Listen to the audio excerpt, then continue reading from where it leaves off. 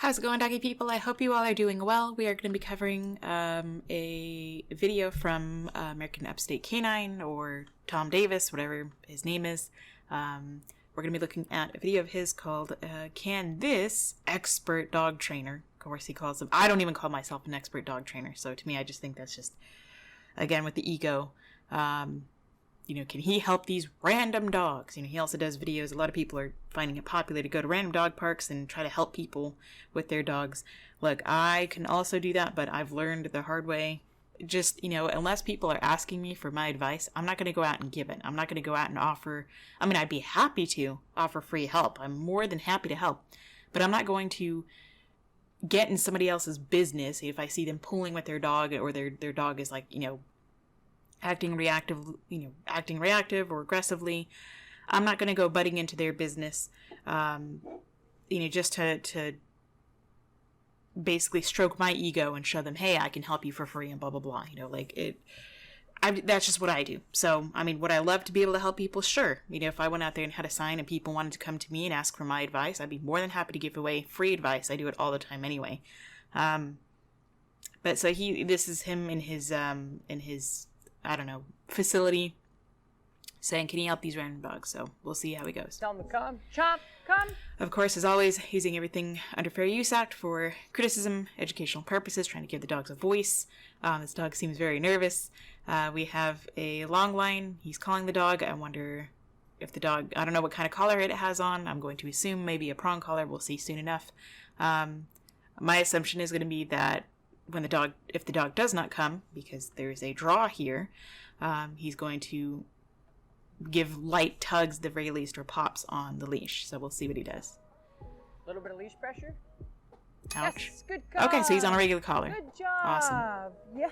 Yeah, instead of just doing that, now of course he has his tiny little, backup slip lead collar, whatever. Instead of just standing still, which a lot of people do, don't just stand there and rely on the leash to pop your dog to get them to pay attention to you, because you're going to rely on that. I would rather use my body, because I don't want to have to rely on a leash. That's the whole point of everybody here wants to get their dog off leash and perfectly trained and this and that. First of all, that takes a lot of time. Nothing wrong with it. But just keep in mind that it takes time to get your dog reliable off leash. Like, you didn't learn everything you know in a week or two. Okay, why do we expect our dogs to? So, everything it takes time. So, if I were calling a dog back to me from a long line, I move my body. Don't just stand there stationary. Don't be lazy. Just don't be, and it's not necessarily that everybody's being lazy. Some people are, but don't put the accountability on the dog. Just move your body around, get into their vision. I move to the corner of their eyesight, and as soon as they look at me, I start walking away. I back away, just like this woman here was standing kind of bent over. I would be just like this, and I would be walking backwards, attracting the dog to me, instead of just relying on the leash. So that's just me. That's good. So this is just the introduction to recall. Obviously, this dog is absolutely firecracker. Excellent. So he was really, really happy to go back to mom. She could reward there. Or you can even do it where you're just walking around, and every time your dog happens to come to you naturally, I think as Bree said in Zach George's new video, that it's just intermittent rewarding. That as anytime Victoria, or Veronica, I'm sorry, I think her name is Veronica, her puppy, anytime Veronica comes back to her naturally on the beach, on a long line, Bree just gives her a little reward, and then she lets her go back to being a dog. And she said that her dog Veronica caught on very quickly. So you're not even relying on any popping or any extra pressure on the leash. If I'm using recall, I never want to apply pressure unnecessarily. If the dog is, the leash is going to get tight and I want to make sure that they're safe, obviously there's going to be pressure, the dog, it happens. But I'm not going to apply pressure or tug or do anything like that to get the dog's attention. I'm moving my body to get their attention. Yes. But if your dog did not respond as well as Chomp did, you would use your leash to give them a little bit of pressure. No, I disagree with that. Because you're going to be relying on that pressure. And you're just standing there like a stick in the mud. Move around a little bit.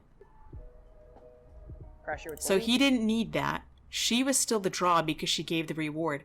If I were here in this situation and the dog is focused on them, and it happens all the time, I would move up to get a decreased distance from the dog so I can get more of their attention on me. I become a stronger draw for them.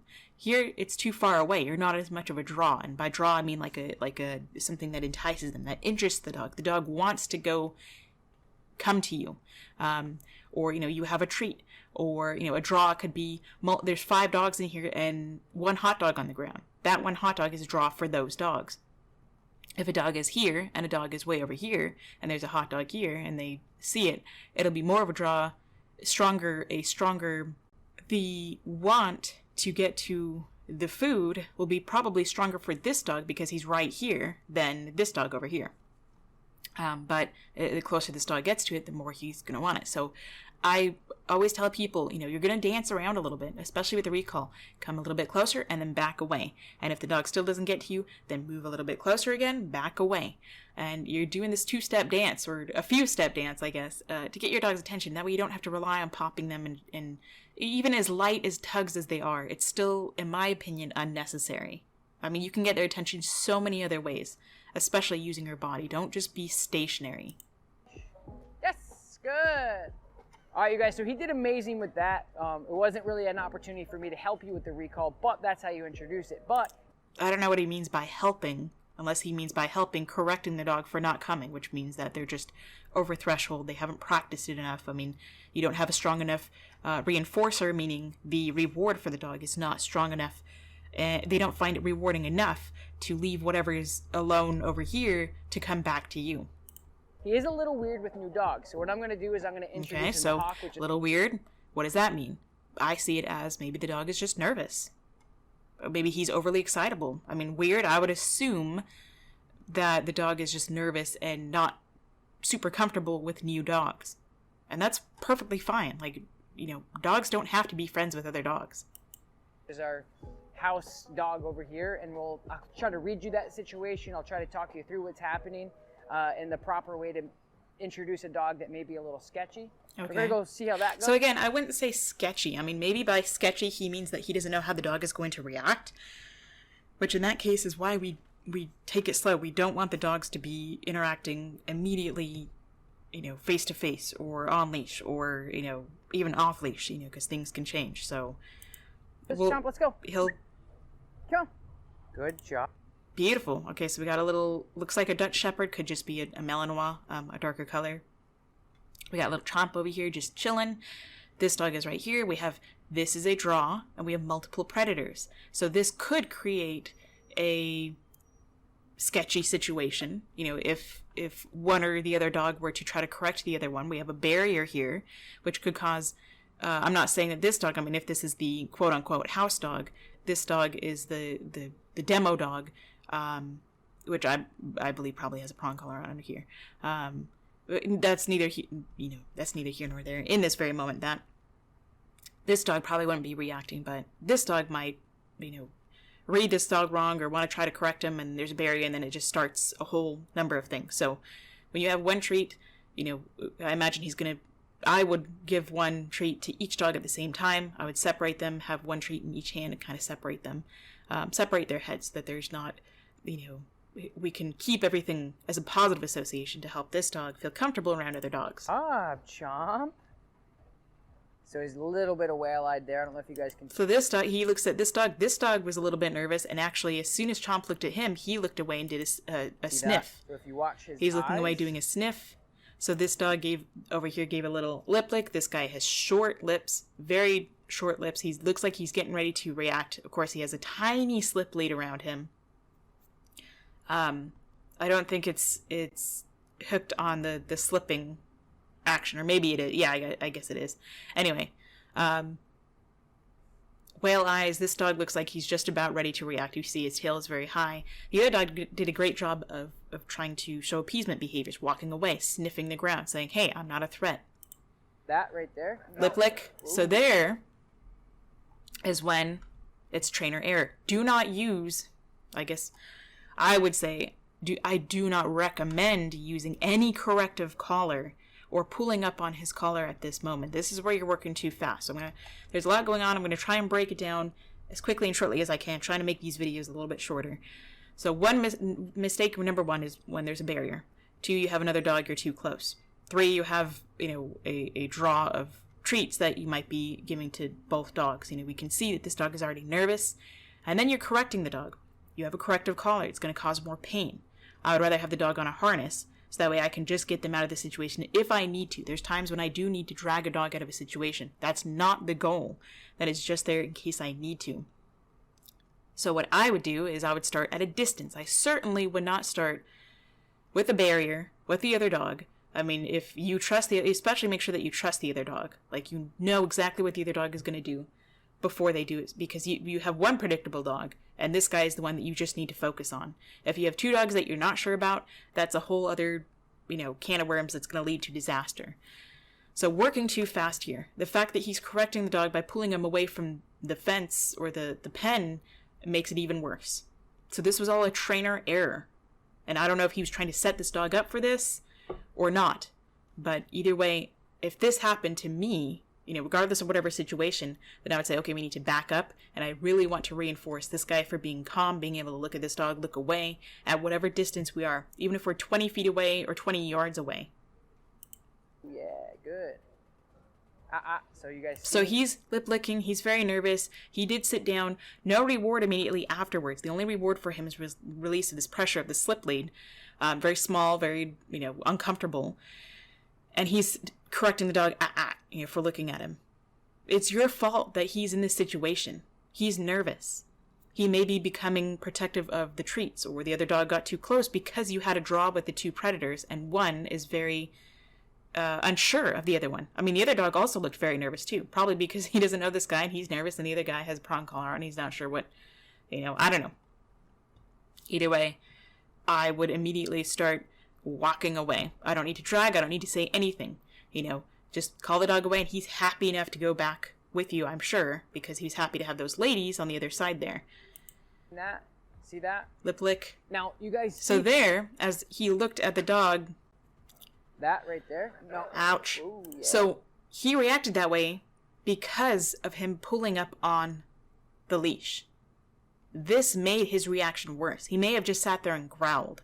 And at that moment, if that had happened, I wouldn't pull up on the leash. I would curl down, like I explained earlier about the recall, and I would walk backwards and call this guy to me, and heavily reward and start at that, wherever the dog is under threshold, where he's not showing this behavior.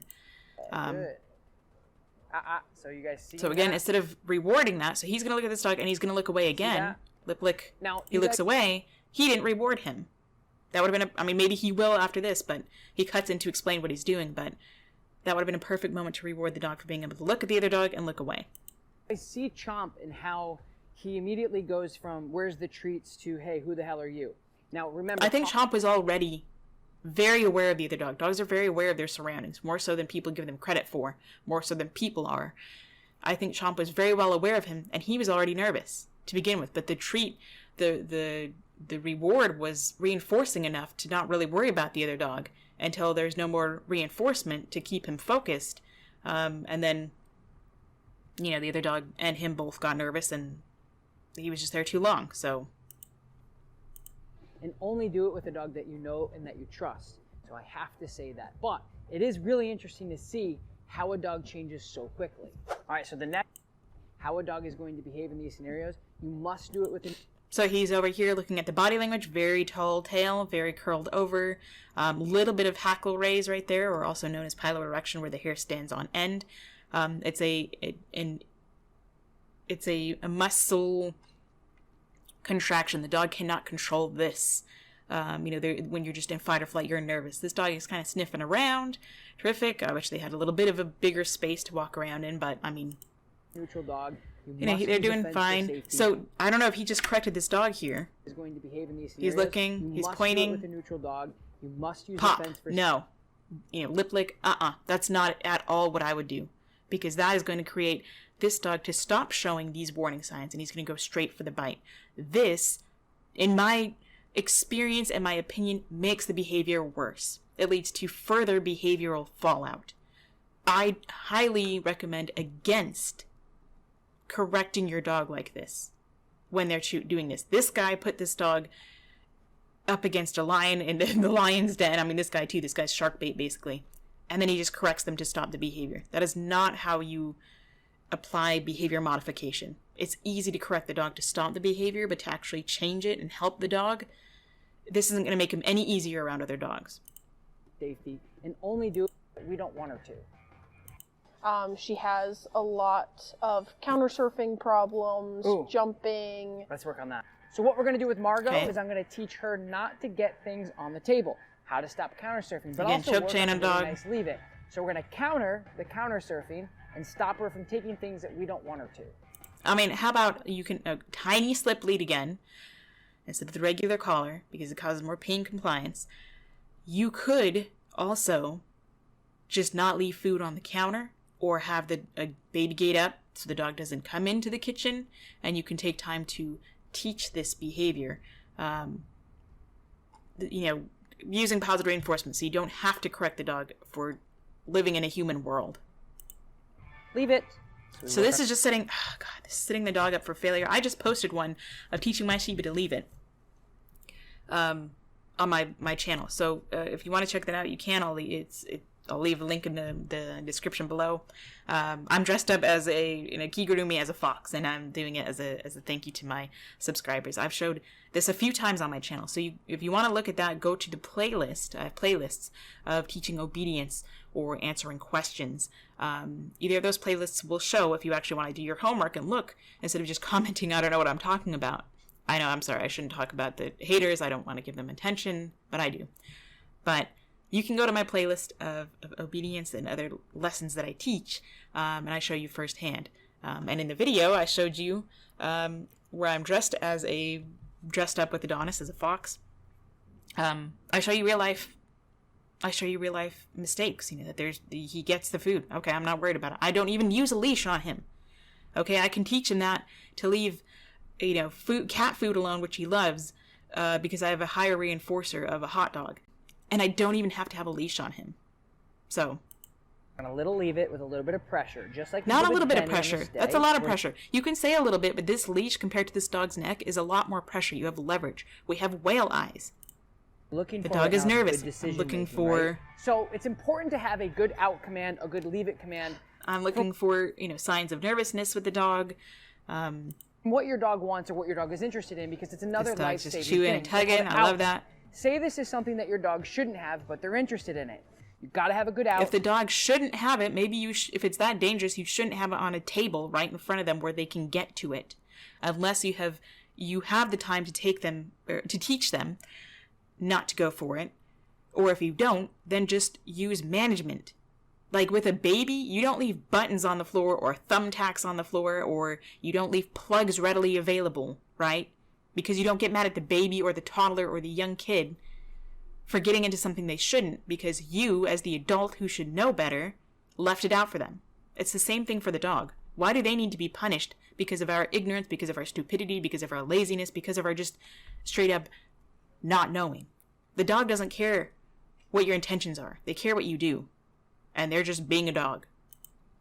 You've got to have a good leave it. You've got to have a good off in order to not only have and you don't have to teach them using his methods to have a good leave it, good off, good whatever.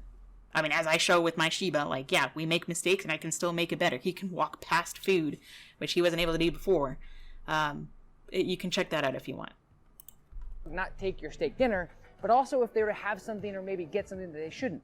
So this is something bad that you don't want your dog to have, or maybe this is your steak dinner that you just cooked for you and your family, and you look away, go to, yes, break, yes. The dog takes it, put it out, the dog spits it out, maybe you can recycle it. But anyway, it's important. Yes, I get that's a good, cue to have and a good behavior to have, absolutely. But then you're just confusing the dog. If you don't want them to even go for anything on the table, he just told him it's okay to get it, and then he told him out. Yes, that's a demonstration, but I would rather do it on the floor, because this can be confusing for the dog. I would rather teach them that, hey, if I'm going to teach them not to go for anything on the table, then I want to make sure it's clear they never are rewarded. I'm going to control it as much as I can. Of course, there's, no never or always. There's no absolutes in life. Things happen. But I don't want to teach them that they can. I specifically allow them to get things off the table. I just think that could be confusing for a lot of owners. Important and life-saving and a safety hazard if you don't have the obedience around things that your dog is interested in for that reason.